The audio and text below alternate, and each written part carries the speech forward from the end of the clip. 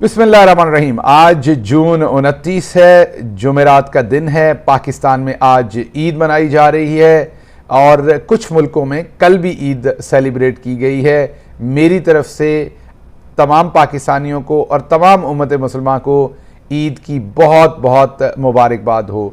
आज ये जो ईद है, ये फ़लसफ़ा है कुर्बानी का, ये फ़लसफ़ा है दूसरों की मुसीबत को, तकलीफ़ को समझने का और उसके ऊपर अपने वसाइल, अपनी इस्तात को इस्तेमाल करके उनकी ज़िंदगी को आसान करने का।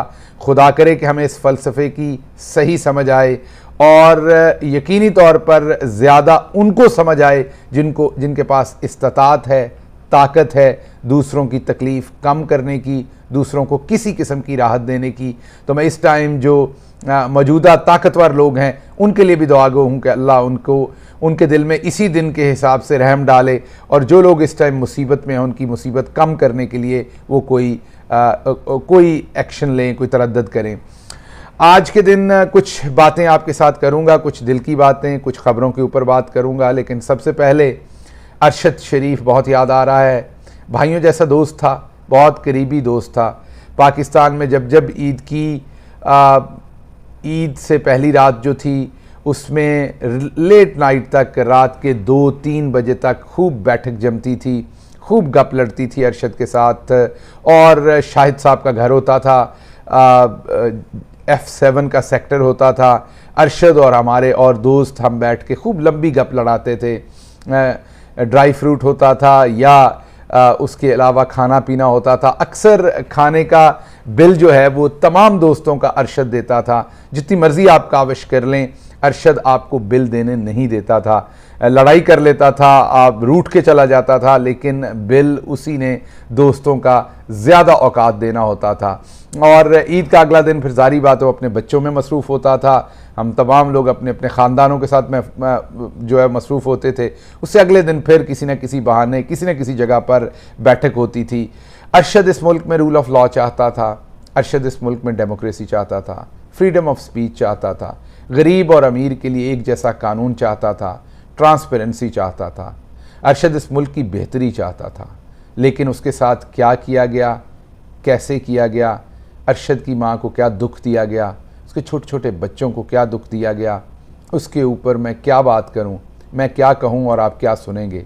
मेरा ख्याल है कि मेरे कहे बगैर आपको सारे गम का, सारी तकलीफ़ का आपको बहुत अच्छी तरह से पता है।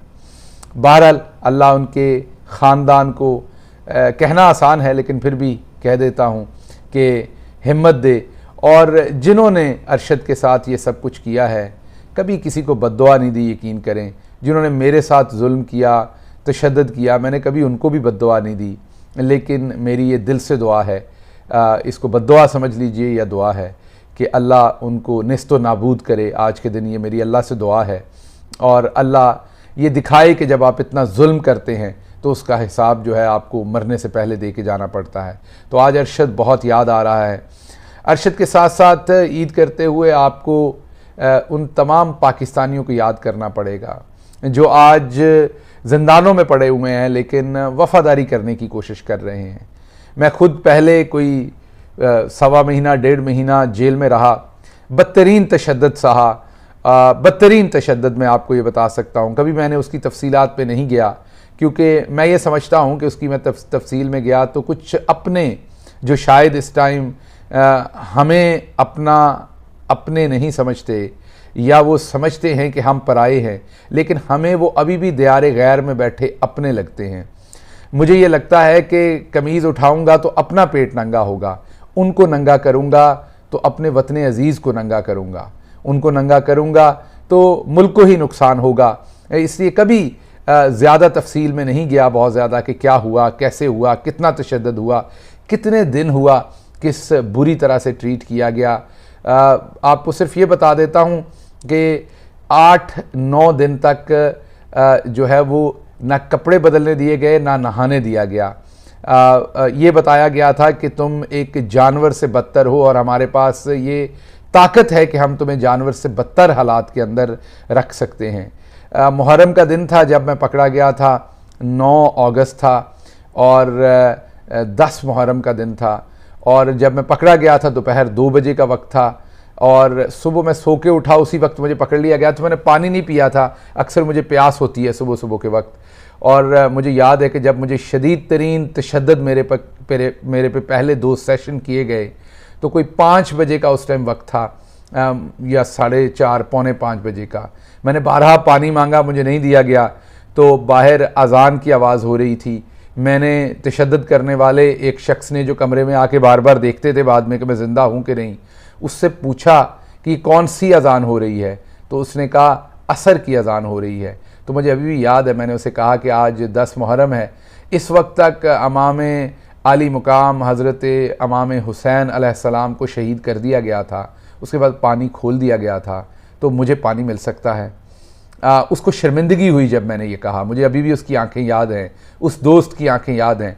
उसे शर्मिंदगी हुई, उसने नज़रें झुका ली, लेकिन उसको पानी देने की इजाज़त नहीं थी। तो बहुत कुछ हुआ, लेकिन जो कुछ मेरे साथ हुआ वो अरशद के साथ मेरे साथ उसका अशरे अशीर भी नहीं हुआ जो अरशद के साथ हुआ। इसलिए आज अरशद भी याद आ रहा है, और वो तमाम लोग याद आ रहे हैं जो ज़िंदानों में पड़े हैं। आज ईद मनाते हुए आपको याद करना पड़ेगा मियाँ महमूद रशीद को, मियाँ महमूद रशीद के पूरे ख़ानदान को आपको याद करना पड़ेगा। आज आपको याद करना पड़ेगा हमारे सेनेटर एजाज़ चौधरी को, जो इस बुज़ुर्गी की उम्र में दिल में 3-4 स्टंट पड़े हुए हैं, लेकिन आज भी वफ़ादारी करने की कोशिश कर रहे हैं। आपको याद करना पड़ेगा इमरान रियाज़ को, 49 डेज़ हो गए हैं। मियाँ महमूद रशीद को 49 डेज़ हो गए हैं। एजाज़ चौधरी को 49 डेज़ हो गए हैं। फिरदौस शमीम नकवी को भी आपको याद करना पड़ेगा। बुज़ुर्गी है, कैंसर का मर्ज़ है, लेकिन वफ़ादारी करने की कोशिश कर रहे हैं। 49 डेज़ हो गए हैं। आपको शहरियार अफरीदी को याद करना पड़ेगा। 43 डेज़ हो गए, उनकी बीवी को अभी अभी अबडक्ट करने की कोशिश की गई दोबारा। आपको याद करना पड़ेगा, एक शख्स का नाम मैं सबसे आखिर पे लूँगा, उसका मैं बताऊँगा, लेकिन आपको याद करना पड़ेगा अली मोहम्मद ख़ान को 49 डेज़ हो गए हैं। आपको याद करना पड़ेगा चौधरी परवेज़ अलाई को 29 डेज़ हो गए हैं। आपको याद करना पड़ेगा इसके साथ साथ हमारे और बहुत सारे लोगों को, आमिर डोगर को आपको याद करना पड़ेगा, 32 दिन हो गए हैं। बहुत सारे और लोग इस टाइम ज़िंदानों में पड़े हैं, आपको उन सबको याद करना पड़ेगा। मेरे साथ काम करने वाले, मेरे साथ सिक्योरिटी के फ़राइज़ अंजाम देते थे, जो मेरी सिक्योरिटी इंश्योर करते थे, राणा साकिब, वो उनको आज टेररिज्म के जुर्म में अंदर फेंका हुआ है। वो उनके घर वालों को पता नहीं कि वो किधर हैं। आपको उनको और उनके घर वालों को याद करना पड़ेगा। मैं उमर चीमा का बहुत शुक्रगुज़ार हूँ कि जो कुछ बाजवा साहब कर गए, जट्टों का नाम तबाह कर गए। चीमा साहब, सलाम करता हूँ कि आपने जट्टों की सारी कौमें ही मेरे लिए बहुत ही बाइज़्ज़त हैं, बहुत ही मेरे लिए मोहतरम हैं। चीमा साहब, आपका शुक्रिया कि जो बाजवा साहब ने किया उसके बाद आपने जट्टों की लाज रख रहे हैं, आप खड़े हैं। उनकी बीवी को भी गिरफ़्तार किया गया है, उन्हें भी गिरफ़्तार किया गया है, लेकिन कोशिश कर रहे हैं वफ़ादारी की। यहाँ पर मैं ख़वातीन का ज़िक्र ना करूँ तो बहुत ही ज़्यादती होगी। पाकिस्तान तहरीक इंसाफ की जो ख़वातीन हैं उनका ज़िक्र ना करूँ, आलिया हमज़ा हों, 49 डेज़ हो गई हैं। यास्मीन राशिद हों, 49 डेज़ हो गए हैं। उसके साथ हमारी कारकुनान में सनम जावेद 49 डेज़ हो गए हैं। इसके साथ साथ हमारी राजा है कारकुन, उसको तैयबा राजा, उसको 49 डेज़ हो गए हैं। और सिविल सोसाइटी का एक अच्छा नाम, और सिविल सोसाइटी जिसने पाकिस्तान के हमेशा राइट्स की बात की, लेफ़्ट के लोग हों, मिडल के लोग हों, राइट के लोग हों, सिविल सोसाइटी के लिए काम करने वाले लोगों ने हमेशा पाकिस्तान के लिए अच्छा काम किया। उन्हीं में से एक बड़ी तवाना आवाज़ खतीजा शाह, जिसका मकसद सिर्फ डेमोक्रेसी के लिए आवाज़ उठाना था, रूल ऑफ़ लॉ के लिए, फ्रीडम ऑफ स्पीच के लिए, ख़वातीन के हकूक़ के लिए। खतीजा को याद रखिएगा। खतीजा को भी आज 49 डेज़ हो गए। खतीजा की एक छोटी बेटी है 5 साल की, ज़हा, उसको याद कीजिएगा आज। वो 49 डेज़ से अपनी माँ के बग़ैर ईद मना रही है। तो आप जब आज ईद मनाएं, फ़ीस्ट करें, जब आप अपने अपनों के साथ बैठे हों, तो जिन लोगों ने वतन अज़ीज़ के लिए कुर्बानियाँ दी हैं उनको ज़रूर याद कीजिएगा। मैं दुआ करता हूँ कि जिनको अल्लाह ने ताकत दी है, अगर मैं किसी का नाम भूल गया हूँ, जैसा मुझे पता है कि मुराद सईद का भाई अबडक्टेड है, अज़हर मशवानी का भाई अबडक्टेड है, उसके अलावा शहजाद अकबर का भाई अबडक्टेड है, और बहुत सारे लोग जो हैं वो अबडक्टेड हैं, इस टाइम जेलों में हैं।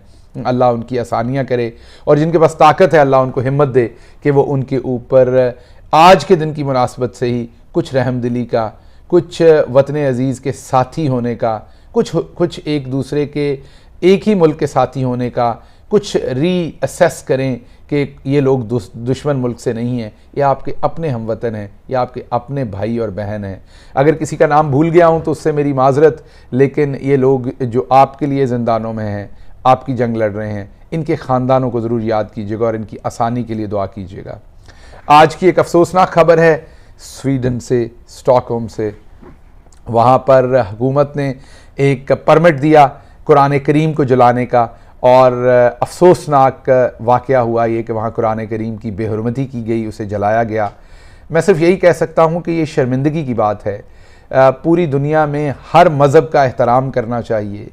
हमारे नबी मोहम्मद मुस्तफ़ा सल्लल्लाहु अलैहि वसल्लम ने इसी की तलकीन की है, इस्लाम इसी की तलकीन करता है, बल्कि मैं ये समझता हूँ दुनिया के तमाम मज़हब इसकी तलकीन करते हैं।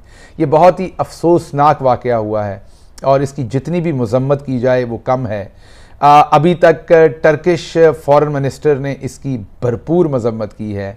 हमारे फ़ॉरेन मिनिस्टर जो अपनी उम्र से ज़्यादा पिछले 11 महीनों के अंदर अपनी जितनी उनकी उम्र है, अभी वो छोटे बच्चे ही हैं, हमें सबको पता है, जितनी उम्र है उससे ज़्यादा वो दौरे कर चुके हैं। ये उनका 44वां दौरा है शायद इस टाइम दुबई में, और वहाँ पर बैठ के वो अगली हुकूमत की कांट छांट कर रहे हैं। उनको अभी तक होश नहीं है कि वो इसके ऊपर मज़म्मत ही कर दें।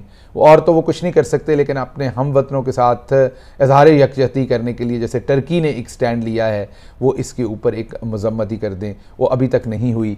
उम्मीद करता हूँ कि वतन अज़ीज़ के दूसरे लोगों की बात को समझने के लिए कम अज़ कम उनकी मज़म्मत की जाएगी।